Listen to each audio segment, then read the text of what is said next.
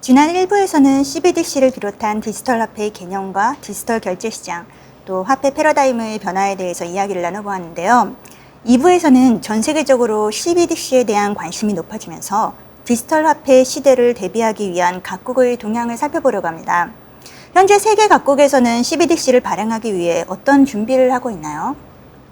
전 세계 66개 중앙은행 중에 약 80%가 CBDC 개발을 진행을 하고 있습니다. 중국, 프랑스, 스웨덴 이런 나라에서 CBDC 시범 운영을 예고를 하고 있고요. 터키, 사우디, 캄보디아 같은 신흥 이런 나라들도 관련 연구를 시작을 했어요. 중국은 춘절하고 5월 노동절에 시범 연휴 시범 도입을 얘기를 했고요. 중국 같은 경우는 지난 해에 테스트를 시작을 했고 올해는 테스트 지역을 확대하기로 했습니다. 중국 같은 경우는 조금 더 재미있는 부분이 오프라인에서도 부딪히기라는 기능이 있습니다. 펑펑이라고 하는데 오프라인에서 부딪히기만 해도 결제 혹은 거래가 가능한 것까지 개발을 했다라고 얘기를 하고 있고요. 이런 부분 때문에 인터넷이 안 되는 지역에서까지도 DCP를 사용할 수 있도록 준비를 해 나가고 있습니다. 미국 같은 경우는 올 여름에 또 연구 보고서를 공개를 하기로 했고요. 많은 나라들이 CBDC에 대해서 이렇게 적극적으로 개발을 박차를 가하고 있는 상황입니다. 네. CBDC를 도입하려는 대부분의 국가에서 블록체인을 기반으로 CBDC를 도입하려고 하고 있는데요. 왜 많은 국가에서 블록체인을 기반으로 적용을 하려고 하는 걸까요? 네, 굉장히 중요한 질문이시면서도 상당히 사실 어려운 질문이기도 해요. 지금 국내에서 이제 저희 박 팀장님이 얘기하셨지만 해외 사례들도 얘기했지만 뒤에서 이제 국내 사례도 좀 얘기를 하겠죠. 국내에서 이거를 연구를 하신 많은 분들도 업계에 계신 업계 관계자, 핵심 관계자분들도 이 CBDC가 꼭 블록체인 기반으로 되어야 되는 거야? 스스로 질문을 던지시는 분들이 많이 있습니다. 저희도 이제 블록체인을 다루고 블록체인 기술을 개발하고 있는 회사 입장에서도 CBDC가 꼭 법에서 정하고 있고 중앙은행에서 지정하고 있는 지정화폐인데 어떤 기술 요소를 선정한다는 것에 한국은행의 이런 기술 기획자분들도 굉장히 부담을 많이 느끼실 거예요. 근데 그래도 유심히 한번 블록체인 업계에 있는 사람으로서 한번 생각을 해봤을 때 감히 짐작해보건대 블록체인의 아주 기본 속성에 대해서 좀 염두를 하시면서 도입 검토를 하고 있지 않을까 생각이 들어요. 블록체인의 가장 몇 가지의 특징 중에 가장 첫 번째는 사실 한 번 기록한 데이터를 이미 수정 삭제할 수 없다는 그 무결성 때문에 계속 거론되고 있다고 생각이 들어요. 그리고 또 하나가 기존에도 사실 디지털 화폐, 일부에서도 얘기했던 것처럼 디지털 화폐 여러 형태들이 있습니다. 그리고 사실 장부에 기록하고 있는 여러 어떤 숫자 데이터들이 지금 화폐로 쓰여지는 그리고 결제에 사용되는 모델들이 많이 있거든요. 아까 싸이월드 도토리도 얘기했고 그리고 카드 포인트도 해당될 수도 있는데 기존의 그럼 시스템과 명확하게 달라지는 어떤 기술적 차이점에 대해서도 생각을 안 할 수가 없어요. 만약에 지금 법정화폐, 조폐공사에서 화폐를 발행하시고 한국은행으로 옮겨지고 그런 과정에서 아마도 한국은행에선 이 장부에 기록을 하실 겁니다. 그것도 화폐라고 볼 수 있어요. 근데 그리고 나서 시중은행으로 시중은행 본점으로 이동이 될 겁니다. 시중은행에서도 본인들 장부 시스템에 전자적 형태로 기록하실 거죠. 그럼 요것과 이 CBDC 명확하게 이제 디지털 화폐로만 발행한다는 그 화폐는 무엇이 차이점이 있느냐 봤을 때 여기서 이제 굉장히 차이점이 나와지는 분기점이 저는 데이터의 처리의 어떤 일관성이라고 생각해요. 이 CBDC가 구현이 되고 구축이 될 때 기존의 화폐 시스템과 계속 비교가 될 겁니다. 계속 거론되고 있는 것 중에 뭐가 다른지에 대해서 계속 얘기를 할 때 데이터의 처리 과정에서 어떤 이해관계자들이 어떻게 개입을 하는지 지금 같은 경우에 사실 한국은행의 장부와 시중은행들의 장부들이 명확하게 분리가 되어 있어요. 그것에 대해서 보안 규정만 금융보안원과 금융위원회로부터 고지가 될 뿐이지 그것들이 꼭 똑같은 시스템에 처리가 될 필요가 없거든요. 근데 블록체인은 하나의 원장을 이제 합의 과정에서 참여를 할 것이고 피어 노드, 이제 데이터를 기록해서 저장해야 되는 그 노드들의 참여자들이 참여 의사를 밝히고 그 컨소시엄, 이제 이 프라이빗 형태, 이제 퍼미션드 형태죠. 거기에 참여가 된다고 하면 그 데이터를 일관성에 같이 참여를 할 수가 있습니다. 예를 들어서 한국은행에서 실제 화폐를 이제 주조를 할 겁니다. 주조를 해서 몇 가지 과정을 거쳐서 시중은행으로부터 유통시킬 수 있는 계좌로 옮겨질 것이고요. 옮겨진 그 화폐의 데이터는 블록체인에 같이 기록이 될 거고, 그거는 한국은행만 바라보는 것이 아니라 최종적으로 엔드 유저, 이제 우리 같은 일반 유저들이겠죠. 일반인들한테 모든 데이터 스트림이 블록체인 원장이 다 기록이 되고, 그 모든 이해관계자들이 그걸 투명하게 다 같이 볼 수 있다는 것입니다. 그것을 엔드 유저 모든 일반 국민들한테 다 공개할지 말지에 대한 정책적인 어떤 결정을 한국은행에서, 그리고 금융통화위원회 이런 데서 이제 결정을 하게 되겠죠. 근데 그것에 여러 이제 데이터 라이프 사이클에 참여하는 여러 이해관계자들이 같이 데이터를 공평하고 공정하게 볼 수 있다는 것인데, 여러 기술들을 이제 융복합해서 구현한다고 하면 할 수 있겠죠. 근데 여기서 또 하나 또 계속 거론되는 것이 내부자의 위협이라는 그런 리스크가 계속 거론되고 있는 것입니다.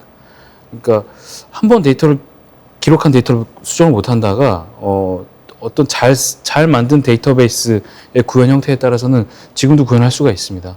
굉장히 비싼 솔루션을 도입해서 쓴다고 하면은 내부자 위협에서도 어떤 방지할 수 있는 일종 솔루션이 있지만, 신뢰 문제에서는 어떤 특정 어떤 업체의 솔루션만을 썼을 때에 그것을 도입한 기술 책임자도 책임의 어떤 여부가 또 굉장히 달려 있을 것입니다. 그래서 한국은행, 시중은행, 그리고 금융감독위원회, 그리고 여러 가 지금 금결원, 그리고 시중은행에서 이제 많이 어떤 이해관계를 맺고 있는 지금의 에코시스템, 이 전체 생태계들이 기존의 화폐 시스템을 대체할 수 있는 법정화폐를 다루는 그런 생태계가 새로 만들어졌을 때, 여러 이해관계자들이 같이 이 원본 데이터들을 같이 원본성과 어떤 무결성을 같이 검증할 수 있다는 그 이유 때문에 블록체인이 계속 도입되고 거론되고 있는 게 아닐까, 그렇게 생각을 합니다. 네. 이 자리에 계신 미디움의 한경수 수석님께서는 듣기로는 실제로 바하마의 CBDC 구축 프로젝트에 참여한 경험이 있으신 걸로 아는데요. 간략하게 바하마 CBDC 프로젝트에 대해서 소개 좀 해주실 수 있을까요? 네. 운이 좋게도 제가 좀 일찍 CBDC 프로젝트에 좀 참여를 할 수가 있었고요. 전 근무지에서 2018년도에 IBM과 컨센시스라는 업체랑 함께 바하마 CBDC 구축 프로젝트에 보안 아키텍처로 참가를 했습니다. 그래서 그 해당 프로젝트는 일단은 처음에 금융 포용성에 대한 어떤 확대를 목표로 시작이 되었어요. 근데 이제 섬나라인 바하마의 어떤 지리적 특성이 좀 있었고, 그거에 이제 더불어서 좀 IT 인프라 환경이 너무 열악했습니다. 그게 저희가 진행됐던 프로젝트의 하나의 챌린지였고요. 그 챌린지를 해결하는 과정 안에 다양한 연구가 시도가 됐어요. 그래서 제 인생사에서도 그런 다양한 연구들을 통해서 되게 재밌게 흥미롭게 프로젝트를 이제 진행했던 기억이 있습니다. 또 참고로 또 말씀을 드리면, 현재 방금 말씀드린 바하마 CBDC는 샌드 달러라는 이름으로 상용화돼서 실제 거래가 지금 이루어지고 있어요. 그래서 일단 전 세계에서 소매 금융 분야의 CBDC 어떤 유즈 케이스 중에서는 바하마 케이스가 좀 1등으로 꼽히고 있고요. 그 이유는 이제 실제로 제일 많이 소매 금융 분야에서 사용이 되어 있고, 그래서 좋은 사례로 좀 평가를 받고 있습니다. 한 수석님께서 말씀하신 바하마 CBDC 프로젝트를 들어보니까 CBDC가 본격적으로 상용화되기에 앞서서 기존 결제 시스템과 디지털 화폐의 연계성을 살펴보는 것이 무엇보다 중요할 것 같은데요. 이 부분에 대해서도 좀 구체적인 설명 좀 부탁드리겠습니다. 이 부분 제가 다시 한번 설명드리겠습니다. 앞전에 일부에서 제가 간단히 설명을 드렸었는데요.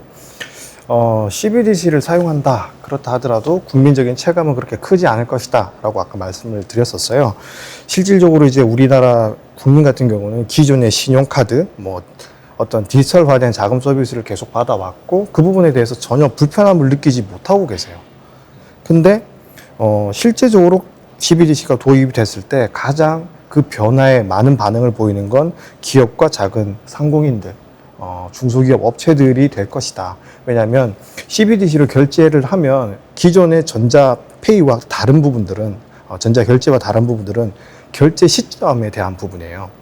기존의 결제 시스템 같은 경우는 결제한 시점 이후로 몇 영업일 이후, 그러니까 월요일에 결제를 하면 수요일 혹은 목요일 정도에 자금이 들어왔죠. 내가 오늘 국밥을 파는 장사를 하는 분이다. 근데 오늘 100그릇을 팔았으니 이 부분에 대한 자금이 적어도 수요일이나 목요일날 들어와야 되니 목금 정도 돼야 그 돈으로 다시 발주를 넣을 수 있는 그걸 되게 기다리게 되는 거죠. 그러니까 작은 상공업체들은 얼마 안 되는 그 금액에 대한 기대감 때문에 그 기다림 때문에 며칠을 더 당기려고 PG사가 제공하는 유동화 서비스 같은 것들도 받아오셨어요. 그래서 그 부분에 대한 페이를 더 내시고 수수료를 내시고더라도 며칠이라도 더 당기려고 하는 그런 니즈가 있으셨는데 CBDC로 결제를 하면 결제 시점이 바로 지급일이에요. 이런 유동화적인 부분에 대해서 바로 즉각적인 해소를 겪게 되실 거고 많은 상공인, 많은 기업들, 중소기업들은 이거에 대한 도입으로 인한 혜택을 바로 체감하실 수가 있게 되죠. 또 중요한 건 아까 말씀드렸던 것처럼 CBDC는 수수료 부분에 대해서 문제가 발생하지 않습니다. 기존에 중간에 있던 은행 혹은 신용사가 받아갔던 수수료 부분을 전혀 받아가지 않기 때문에 수수료 부분에 대한 혜택까지 일반 기업들이 다 받을 수가 있게 되는 거죠. 수수료를 받지 못하는 은행들이나 카드사 같은 경우는 그 부분을 인한 영향을 해지하기 위해서 새로운 서비스를 더 내고 새로운 서비스들이 더 많이 나올 걸로 기대가 되는 지점이 이 부분입니다. 박 팀장님께서 CBDC가 상용화되었을 때 소매금융 면에서 긍정적인 측면을 말씀해 주셨는데 국내 지급결제 시장에서 현실적으로 고려해야 하는 부분이 있을까요? 저희 지급결제 시장에 있어서는 물론 일반과 상점 간에 이제 거래가 일어나긴 하지만 중간에 이제 끼어 있는 미들맨이라고 해야 되나요? 그런 중개기관들이 많이 있습니다. 지금 같은 경우 신용카드 시장은 CBDC가 오더라도 계속 유지가 될 거고 그럼 그거에 대한 어떤 지급, 청산, 결제는 당연히 이루어져야 되는 거고요. 단지 이제 CBDC가 점점 이제 유통량이나 사용량이 많아지게 된다면 어떤 지금의 금융결제원이 하는 그런 청산의 역할이 좀 약화가 될 수는 있는데 이 CBDC 환경이 변하면서 그들과의 어떤 중앙은행의 관계를 설정하고 어떤 임무를 부여할까 이런 거에 대한 좀 다각도의 고려가 좀 필요하지 않을까 이렇게 좀 생각을 하고 있고요. 상업은행들도 아마 이 포럼을 상업은행 관계자들께서 많이 보실 텐데 상업은행도 이제 CBDC와 경쟁하는 관계가 되는 거거든요. 예금을 빼서 CBDC를 보유한다. 그러면 이제 이전처럼 뭔가 예금 가지고 대출을 해서 이제 수익을 얻는 그런 모델이 점점 약화된다는 어떤 생각을 해볼 수 있는 거거든요. 그러니까 상업은행 차원에서도 어떻게 이 사용자들을 유인할 수 있는 사용자들에게 어떤 혜택을 줘서 상품 경쟁력이라고 하죠. 이런 좀 다각도의 고민이 필요하지 않을까 저는 이렇게 좀 생각을 하고 있습니다.